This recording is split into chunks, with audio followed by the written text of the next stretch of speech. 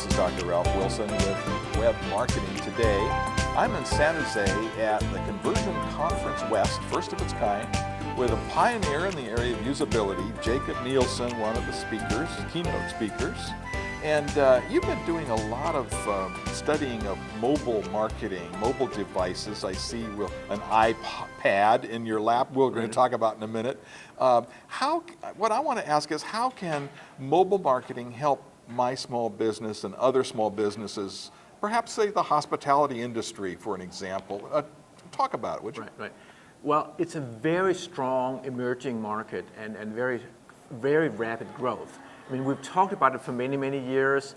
I did some of the early studies of mobile websites, I think back almost 10 years ago now, and they were horrible back on those miserable phones we had back then. But it's really come to its right now. And I think in the next few years, we'll be growing even more. So it's very worthwhile to put together a mobile strategy now, with one exception actually, because there are many places where maybe it doesn't make sense. There are a lot of things people would not do mobile that they would only do back in the office or back at home. Such as? Well, doing their taxes, researching a major purchase, those type of things. Okay. On the other hand, there are things that people do when they're on the road. Such as? So for example, maybe I want to go out for lunch, so find a restaurant, check the news, the stock quotes, many things like that. So things that are either location specific or time dependent, very dependent on right now, I need to do it. Mm-hmm. So the first step you've got to do is you analyze your circumstances. Are you in one or the other situation?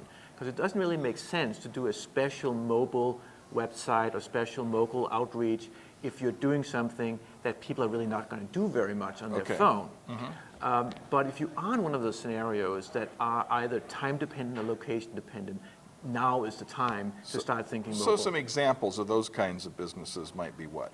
So yeah, actually almost any business that has a location, which is almost most stores, you would have to have a store locator. People can find your location, your opening hours, things like that. That's sort of the minimum.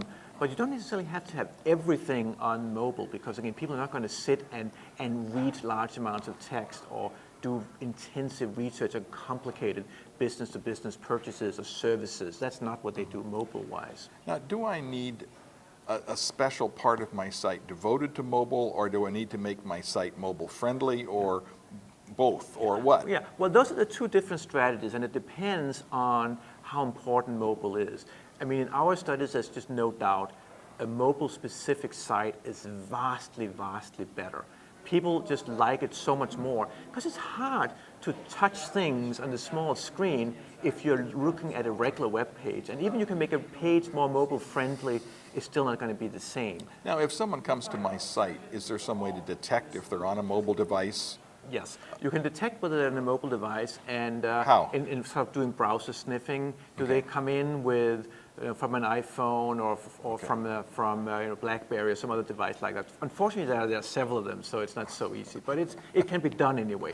Several in terms of like one or two new ones every month. Yeah, so there are many, unfortunately. It's still actually very much like the early days. Yeah. Fortunately, it's going to bring prices down, and competition is good, but for web designers, we go crazy. In terms of catering to them, it's a problem.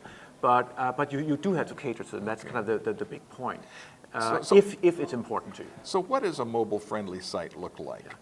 It looks very much scaled back from the full site. It should have a link to the full site for those few users who need any of the advanced features, but that's going to be rare. The 95, 99% of the people are only going to have some of the top tasks. Like, for example, I talked about the store finder would be a top task for mobile. So that needs to be very prominent, very smack in the middle of the mobile page, whereas for the PC, a desktop site, it might be a small feature down at the bottom of the page. So if I have a local business, and this is important to me, then I want to have something that sniffs to see what browser they're coming in on. If it's mobile, switch them over to my mobile section, which will answer the kinds of questions that they might have from a mobile location, and they can get to it quickly without a lot of graphics, I'm guessing. Exactly. Okay. Not so many graphics, big buttons, because again, we have what's called the fat finger problem, which is that fingers are just so much bigger than the buttons you see on most computer screens. So you can point so much more precisely with the mouse than you can with your finger.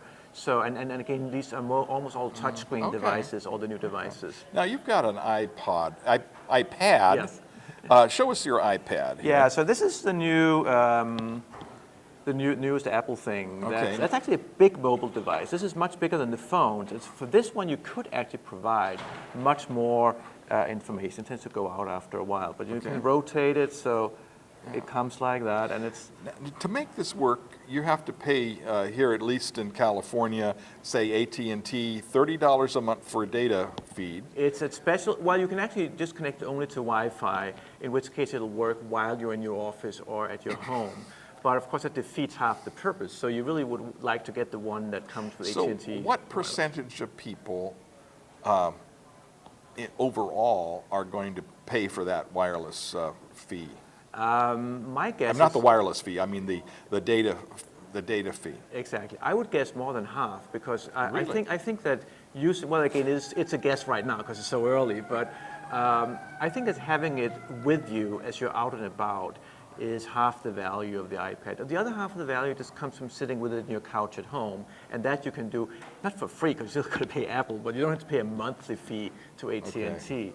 So I think that's going to be the other half of the people will just have it only at home, or maybe only at the office. Now the other device you have with you is, Well, this is just a phone, right? So this is...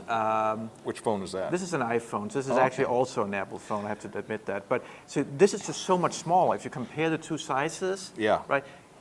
So on the phone, you can only have minimal information. On the pad or the tablet, you can have so much more.